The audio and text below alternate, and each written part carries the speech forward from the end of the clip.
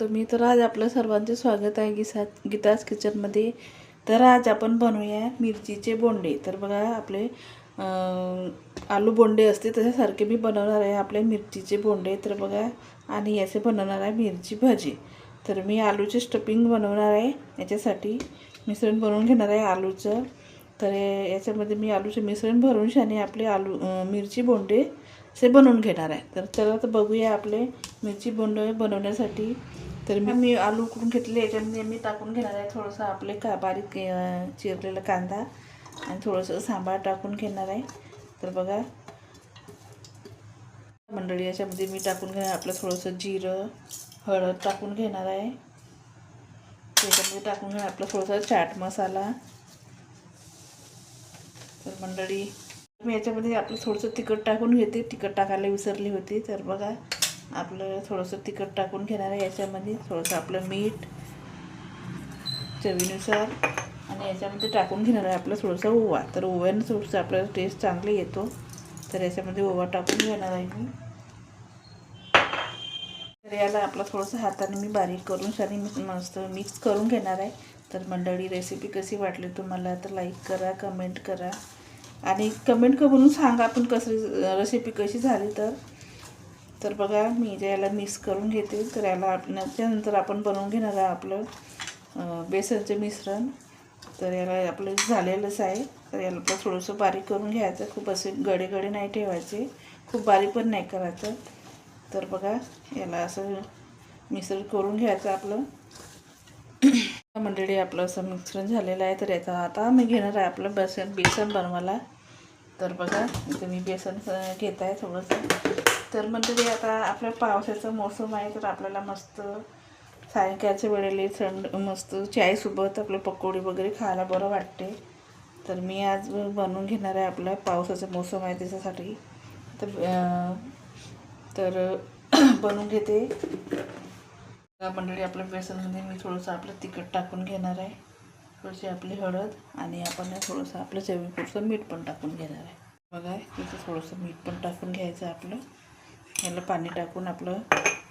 तर मंडळी मी पण याच्यामध्ये बेसनच्या याच्यामध्ये पण मिश्रण ओवा टाकून घेते. तर मला थोडंसं ओवा चांगला वाटतो, टेस्ट वाटतो चांगलं, म्हणून मी ओवा टाकते सर्व याच्यामध्ये. तर बघा, तर मी इथे याला थोडंसं पाणी टाकून आपलं मिश्रण बनवून घेणार आहे. तर आपल्याला थोडं जास्त पाणीही नाही टाकायचं. आपलं थोडंसं मिश्रण गाढच ठेवायचं. तर मी थोडं पाणी टाकून म्हणजे मिश्रण करून घेणार आहे. आपलं मिश्रण इथे झालेलं आहे. तर आता आपण घेऊया शिमला मिरची कापायला. बघा मंडळी, आपलं शिमला मिरची आपण इकडं कापून घेणार आहे.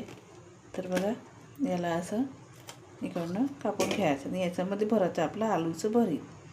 तर बघा याला कापून घेतलेलं आहे मी. सर्वच कापून घेते. तर याला आपण असं मी याला स्वच्छ धुवून घेतलेलं होतं मस्त आणि थोडंसं कापडाने पुसून घेतलेलं होतं.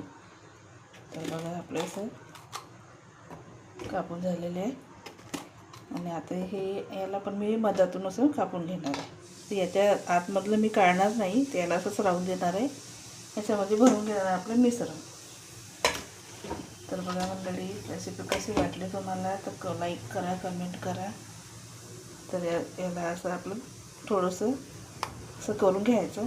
याच्यामध्ये टाकायचं आपलं आलूचं मिश्रण असं. तर बघा मस्त चांगलं भरून घ्यायचं, मस्त असं दाबून आणि मस्त याचे बोंडे चांगले होते बरं का. आता पावसाचा मोसम आहे. आपल्याला सायंकाळी 4 वाजली की आपल्याला नाश्त्याला पाहिजे थोडंसं चायसोबत खायला. तर आता मला विचार आला की आपण बनवून घ्यायचं बोंडे पावसाच्या मोसममध्ये, म्हणून मी आता बोंडे बनवून घेत आहे. तर तुम्ही पण रेसिपी पाहून घ्या आणि लगेच बनवायला घ्या. तर बघा मस्त भरून झालेलं आहे आपलं टम्म. तर याला मी आता बेसनमध्ये टाकून तेलामध्ये टाकून घेणार आहे. तर बघा मस्त असं टम्म भरून गेलेलं आहे. तर मंडळी आता आपण याला बेसनमध्ये टाकून घेऊया. तर बघा असं बेसनमध्ये आपण मिश्रण टाकून घेणार आहे. असं फिरून घ्यायचं मस्त. आणि याला आता आम्ही तेल गरम करायला ठेवलं आहे इकडे. तर याला तेलामध्ये मी टाकून घेणार आहे. तर मंडळी मी आता याच्यामध्ये टाकून घेणार आहे आपल्या तेलामध्ये. तर बघा याला आपलं थोडंसं असं लावून घ्यायचं. तर याच्यामध्ये मी सर्वच आपले 1 ते 2 करून टाकून घेणार आहे. तर आपला जसं बनलं तसं तुम्हाला जितके आवडतं तितके तुम्ही टाकू शकता. तर याच्यामध्ये मी 2 टाकून घेणार आहे. तर बघा आपले असे, तर याला आता मी पकू द्यायचं. ऑलरेडी बघा आपले एक साईडनं पकलेले आहे. तर याला मी असं पलटवून घेणार आहे. तर बघा असं आपलं पलटवून घ्यायचं. चांगलं कमी याचं, खूप जास्त आच पण नाही ठेवायची गॅसची आणि जास्त मोठी पण नाही. तर आपल्याला असं पकवून घ्यायचं जसं की आपलं शिमला आतमधून पकल्या पाहिजे. तर मंडळी आपले हे पकलेलं आहे. तर याला मी आता काढून घेणार आहे आणि आपले दुसरे आहेत हे पण सर्व तोडून घेणार आहे. नंतर मग मी दाखवते. मंडळी हे आपले लंबी मिरची आहे, याच्यामध्ये पण मी आलूचं भरीत करून घेतलं असं. तर याच्यामध्ये पण टाकून घेणार आहे. तर बघा आपलं असं आलूचं भरीत टाकून घ्यायचं आणि याला आपण असं बेसनमधून काढून घ्यायचं आणि याला तळून घ्यायचं आहे. तर बघा याला असं भरून घेते मी. आपल्या इकडे बोंडे पकत आहे, त्याच्यामध्ये पण मी आपले मिरची भजे पण टाकून घेणार आहे असे. बघा मंडळी आपल्या इथं मिरची बोंडे आणि मिरची भजी, तर इकडे दोन्ही पण आपले फ्राय होत आहे. तर बघा मी दोन्ही पण करून घेत आहे. तर आपले मिरची बोंडे झालेले आहेत. तर याला मी आता काढून घेणार आहे. तर आपले बनत आहे आता मिरचीचे भजे, पण ते पण झालेले आहेत. थोड्या वेळाने ते पण काढून घेणार आहे. मंडळी बघू शकता आपल्या इकडे मिरची बोंडे मस्त तयार झालेले आहे. तर याला मी आता तुम्हाला कापून दाखवणार आहे. तर बघा थोडंसं आपला अंधार झालेला आहे, तर थोडंसं अंधार वाटत आहे. याला मी आता मस्त असं मधातून कापून दाखवणार आहे.